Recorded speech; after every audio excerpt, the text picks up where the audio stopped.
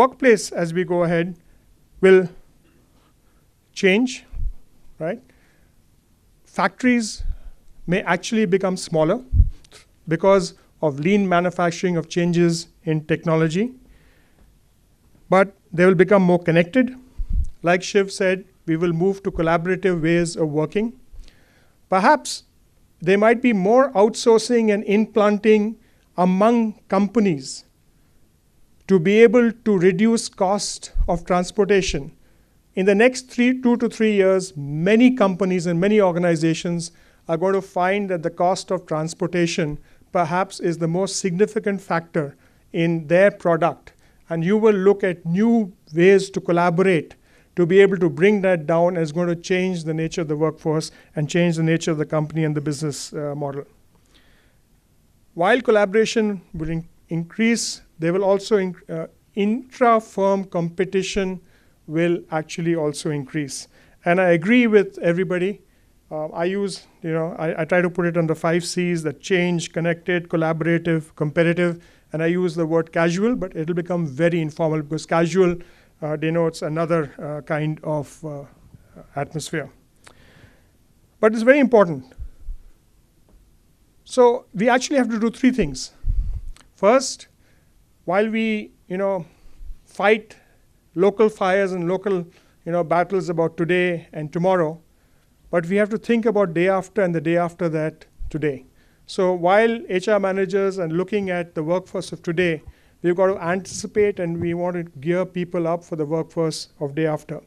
And here is what we find is that the last question about the MBA disconnect was very interesting for me, because there's a huge disconnect between the world of work and the world of education and the world of skill. And we as HR managers are unable to communicate to the training organizations or to the education institutions what type of a person with what competencies we'd require tomorrow and day after. And we only go at the end of the cycle and say, hey, we want to recruit people, but 75% of the people don't have competencies that we want. And I think this is where the employers and the HR managers and the CEOs need to actually bite the bullet and actually extend and work with these organizations. And then you've got to make the industry and the workplace enjoyable.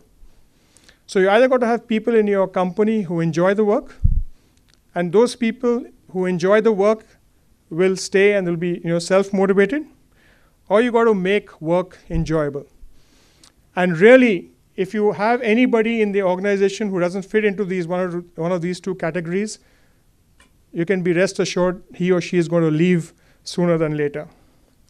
I think the key thing is that India today is suffering, like I said, from a thing of low productivity, low income, low wages, and low self-esteem at this point of time, and high aspiration, and that's what this thing is brought out.